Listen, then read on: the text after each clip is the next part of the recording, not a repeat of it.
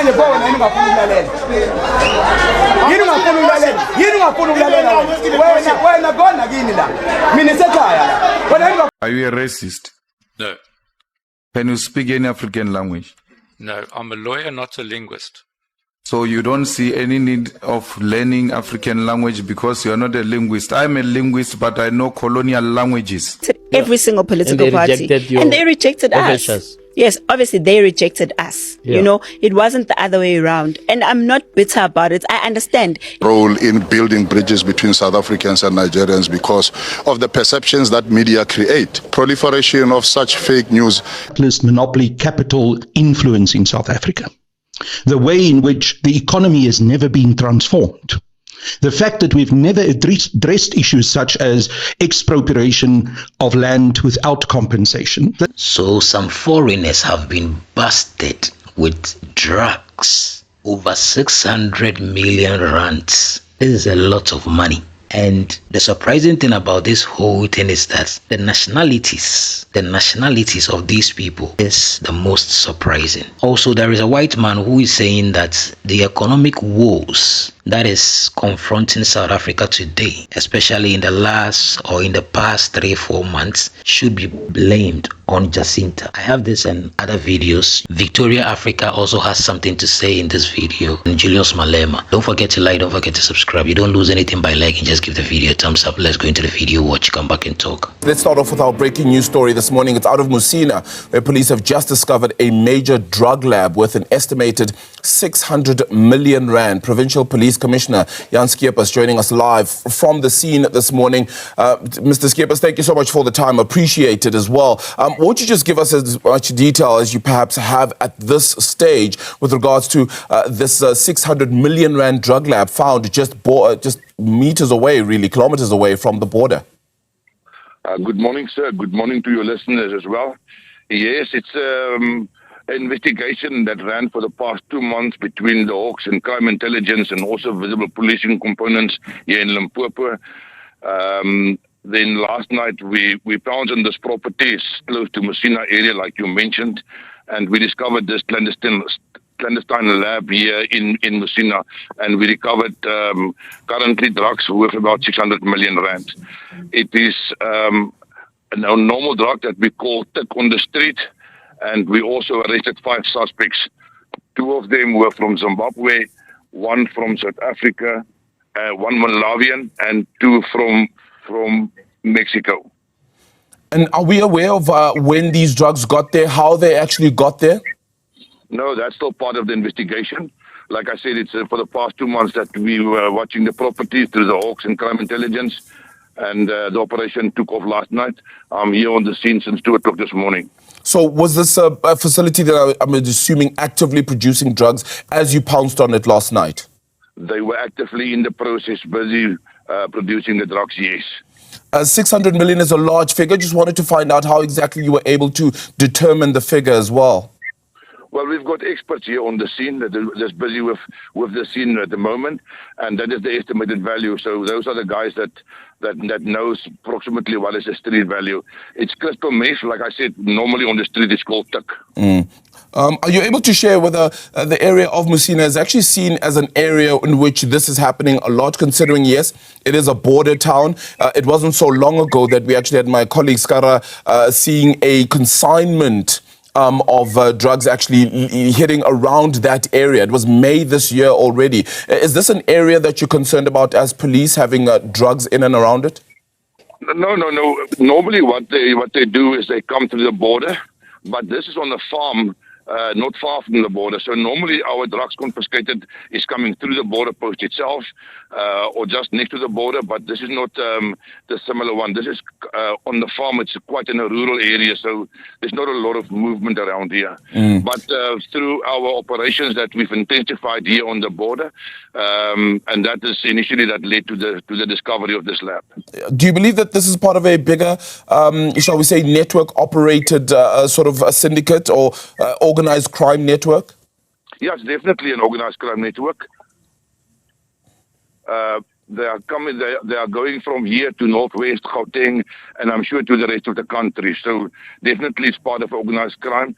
But we will follow up the information that we got. We did also confiscate all the cell phones and the laptops on the scene. So we will analyze that and see where it will take us, but sure it will take us somewhere. Yeah. So I'm expecting that we will make more arrests in this investigation. And what happens next, particularly in terms of tracing the drugs then to where they come from, identifying the financiers perhaps behind the operation, tracing the money, etc. Is that all going to also be part of the investigation, I would assume? That will be forming part of the further investigation, yes. All right. And you said crystal meth is what it is exactly as well. Sir, would love to get any more further details with regards to this one when you're able to share that with us. But thank you for sharing that. Jan Skeepers there. Are you a racist? No. Can you speak any African language? No, I'm a lawyer, not a linguist. So you don't see any need of learning African language because you're not a linguist. I'm a linguist, but I know colonial languages imposed on me by the apartheid regime, the system you benefited from. I would not say that I benefited from the system. Nothing had come easy. I had to battle to reach where I am today. Did not benefit from anybody or any organization. There are official interpreters. If judges were to be, in addition, linguists, it would do away with employment, which is necessary, and there should be a drive to appoint more dedicated interpreters. Are you an advocate? Yes, I'm an advocate. With a firm? No, I'm on my own. You're on your own? Yes, advocates practice on their own, not in firms. Go on your own with your firm. Good luck. And there's been quite a close association between March and Mkhonto Wesizwe, where their leader was probably the president that allowed the biggest number of illegal foreigners. You referenced the collapse of Zimbabwe after 2008. Yeah. Surprise, surprise. Who was the president soon after that? That literally dismantled the border posts and let everybody come through. Now, suddenly, they seem to be your second best friends because other than Herman, who has to be surgically removed from parts of your anatomy. Oh, Lord. But, you know, we've seen MK. We've seen MK get very, very close to you, whereas you would say that the roots of the problem, not, you know, certainly the problem was made a lot worse by their current leader, Jacob Zuma. Are you not afraid that you're getting played by these political parties? Look, I think, just to answer you, it's a very good question. Personally, I don't think there's a right and wrong way to do what I'm doing. Because I don't know what's right and what's wrong. That's the honest truth. All I can do is really align myself with people who are in the same conversation that we're talking about. Because with every single political, I mean, we even wrote to the EFF when we started all of this. We invited every single political party, and they rejected us. Yes, obviously they rejected us. You know, it wasn't the other way around. And I'm not bitter about it. I understand it's their policy position. And as the ANC, I don't know what's their policy. One day they want to talk about the next day we are vigilantes, the next day we are something else. You know, I never know what goes on with the ANC, to be honest. If you met in Mbalula? You know? Why would I meet Mbalula? He's the SG. But the same way you're meeting with AfriForum. Like I said, we invited them, they rejected us. You know, with AfriForum, at least they invited us. We also wanted to meet them. We have a meeting. Mutual, you know, there's a mutual understanding. If someone rejects you, I can't keep going and groveling. You know what I mean? We have to move. So with that question of Jacob Zuma, MK, like IFP, like NFP, like Patriotic, like have their own flaws. Every single one of them, like I mentioned, I can sit here and say this is the problem with this, but on the migration issue, that is where we agree. As we need to close borders, deport all these people that are undesirable, even those ones that have got documents, however, occupying non-res skills jobs, they must be deported. It's a violation We want them gone. The likes of Pitandoro. Pitandoro, they are TV presenters in South Africa. And I've seen there was once a video that went viral and I was attacked for saying Pitandoro must leave. And I still say that to this day. Pitandoro, Zimbabwe in a station say one TV station.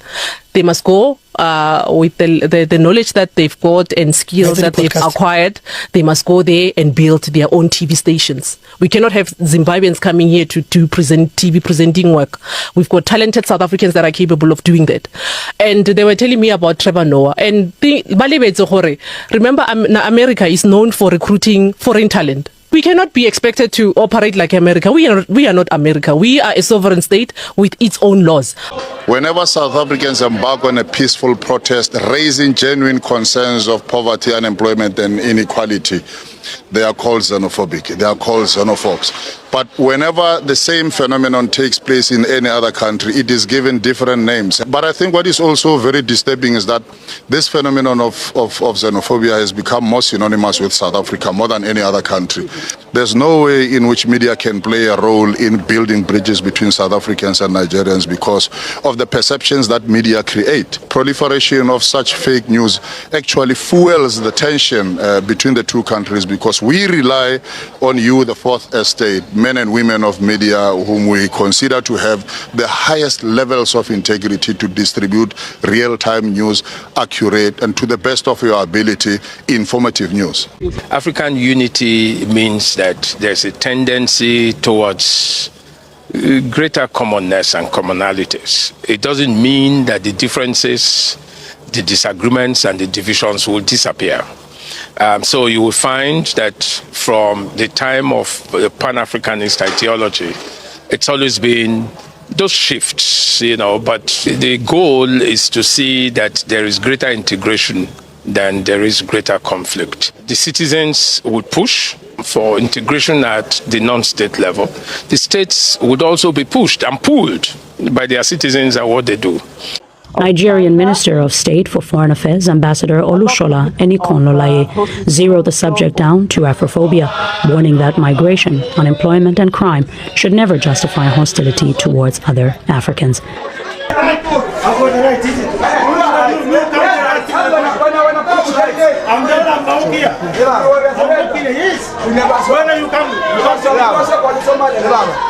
You want to go by force? You want to go by force? What is this sex like this?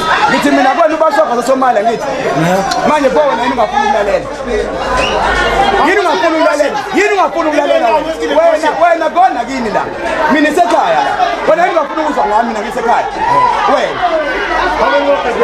What man killed about 7 Muza way, Yinamuza way, which one I pull when I ain't pull the letter away. You don't pull the letter away. I was even asking you. I was asking you. Balumyang of Kubesan. Balumyang. Yeah, Valapen. So you must come out in your yeah, if you come back and then it's open, straight. So seriously, if you come back, it's still open, continue with you straight. No, not your boss, you. Okay. So because we're not afraid of you. We're not afraid of you. Think we're afraid of you. Maybe, sir, I just want to ask one question. Yeah. How long have you been here in this country? Yeah. 15 years. 15 years. Yes. Are you legally? I'm legal. Yes. You are legal. Yes. You've got documents. Yes.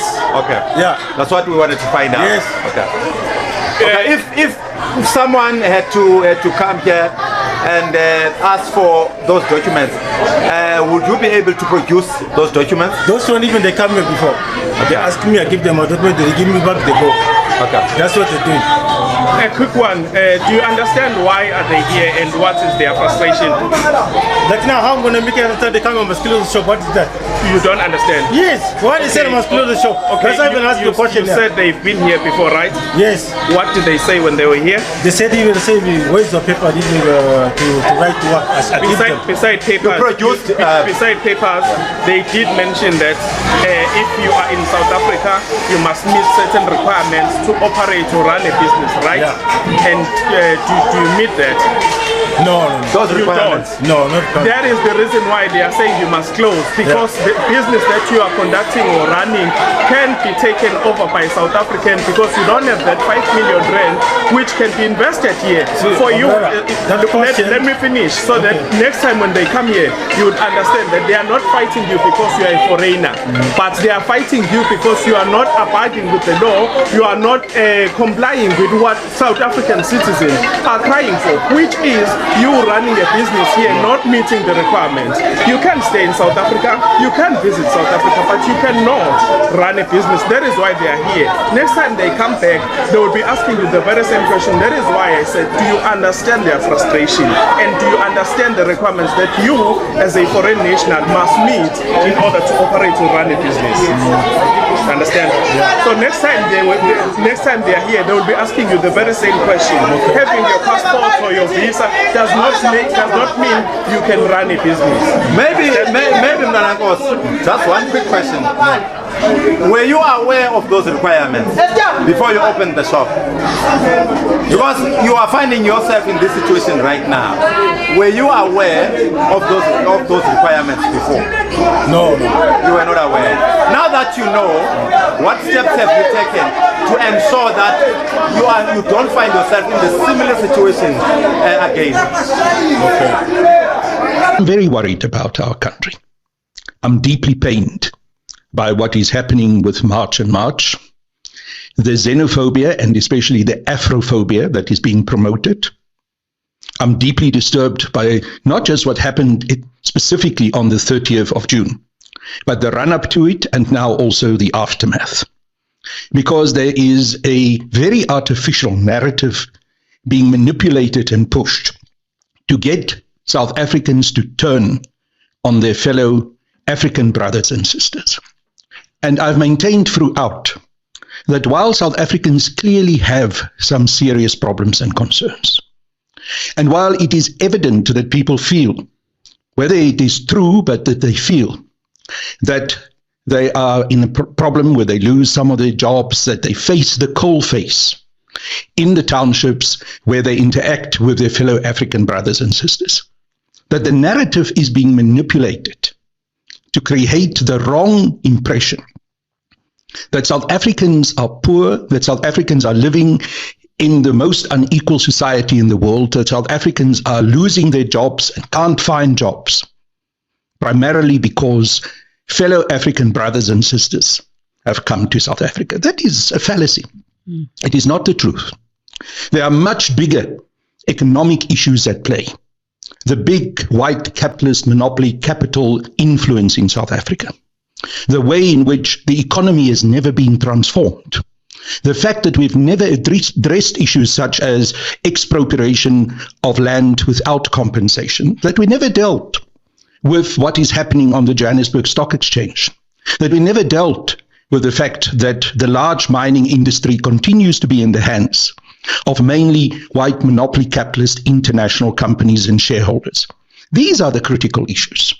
That we never truly integrated our economy into the rest of Africa in order to build a much bigger economy that will have the ability to compete with the rest of the big economic blocks in the world. These are the critical issues that ought to be addressed. That instead, we are now getting fellow Africans being pitched against each other in the most disgusting, vile, and populist rhetoric imaginable. This morning, there's an article. It is now Friday. I presume that you will broadcast this particular podcast in a day or two, so I should just locate it. This morning in IOL, I published an opinion piece where I call for the need for JACINTA and Ngubese Zuma to be held accountable for the kind of inflammatory rhetoric that she's using and the consequences that it has for our nation, the deaths that it caused of fellow Africans, the destruction of property, the manner in which South Africa's name had been sullied in the international community, and especially the isolation that it brings to South Africa within the African continent. Dr. Nkosazana Dlamini Zuma spoke very well when she said that South Africa cannot operate in isolation. And it must be part of the African continent if we really want to see economic development. That's, of course, the message of Pan-Africanism. And all of this is manipulated in order to divide us from the African continent and to destroy also our own cohesion within South Africa, because, Papanu, mark my words, this is not just going to be Afrophobia towards the rest of the people on the African continent. It is going to implode inside. It's going to become ethnic divisions amongst the people of South Africa. We already see it happening between the Zulus and the Xhosas and the Tsongas and the Tswanas and the Sothos. This is part of the plan. There are certain business people, Zionist business people, who've said that South Africa should pay the price for the position that we've taken against Zionist Israel, and specifically that we should pay the price for having taken Israel to the International Court of Justice. And they said first South Africa should be fractioned, and then its place within the African continent should be destroyed. They are financing it. They are putting money. You can see that there's a lot of resources in March and March. And you have to take into consideration that JACINTA herself in 2023 went for a leadership development program in the United States of America, which was specifically organized by the US State Department. Now, this is not some kind of nice little visit. It explains itself when you go to the website of the State Department as a program to identify young leaders throughout the world who can be brought to Washington in order to explain to them what the priorities of the United States of America are, and to make sure that they will help to promote those priorities. There's no coincidence here. And that particular program that Jacinta Ngubesi Zuma participated in was certainly part of her preparation, certainly part of her political and ideological grooming to play the kind of destructive and divisive role that she's now playing in the country. Some South Africans will insult any black African just because they are from another country, despite their immigration status, legal or illegal. But the moment another foreigner has a different skin tone, the attitude changes. You will see the smiles, politeness, respect. To me, that's not patriotism. That's a colonial mindset. That's just an internalized self-hate, like you hating on yourself. If the issue is about legal or illegal immigration, then it should not be reserved for black Africans. Can you answer me? Or I'm going to get inside. So when are you going to close? When are you going to close? When are you going to close? I know even your camera, Lucky was here. You're hiding Lucky here. When are you going to close the shop? When are you going to go back to your home to sell here? When? Don't answer. Huh? Sorry, bro. I'm talking with you. When you gonna go back? Where you from? When you gonna go back? Where you from? Hey. Huh? So when? Yeah. Sorry, bro. Talk to me. Sorry. Talk to me. When you gonna go back home? Talk to me. No, Chaman, I say. But you're gonna close. You like it or not? You're gonna close it. Trust. Hey, this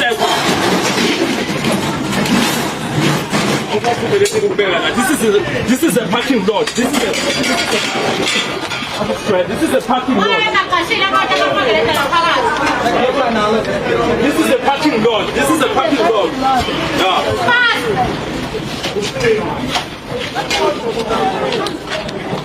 You see the nationalities of these people that were busted. They said along the border of the border between Zimbabwe and South Africa, on a farm, that's like their factory, basically, on their farm. That's where they were busted. And the question is, why is there no Nigerian involved in this? The people that were arrested, This is a question I want to ask. Why was there no Nigerian in these people that were arrested? Reason why I'm asking this is that for a very long time, since this March and March thing started, Jacinta has been mentioning Nigerians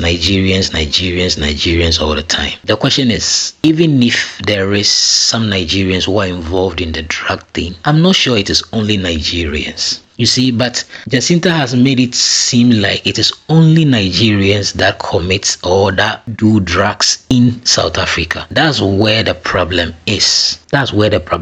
You don't have to generalize and make it look like it is only one particular nationality. It's like you have something within you against them, and because of that, you are propagating hate on them all the time. There are so many foreigners, even not within from Africa, from outside Africa, who are in South Africa, who are committing heinous crimes. You see, but you've made it seem like it is only Nigerians or Zimbabweans and black Africans. But bro, the people that are committing most of these heinous crimes are from outside Africa, who are living currently in South Africa. So what I'm trying to say is that we should not generalize, and we should not make it seem like it's only black Africans that commit some of these crimes. You understand? It is not only black Africans. And as you saw in the video with Julius Malema, for him always he will stand on his 10 toes. He's been like that and he has never changed. And that's one thing I really love about him. How he all the time speaks truth to these white people straight up in their face. This is why so many Africans love him. Victoria Africa is standing on her 10 toes. She's not relenting on anything. She's doing this from the first time that she stopped the Ghanaian on the road and this evacuations thing kicked off with Ghanaians. Bro, it has never stopped. And she has been on this and she will be shouting in the market all the time. Charlie, I don't know, but as I always say, if you're African and you're living in South Africa, whether documented or not, I feel like it's better you leave. Thank you so much for watching.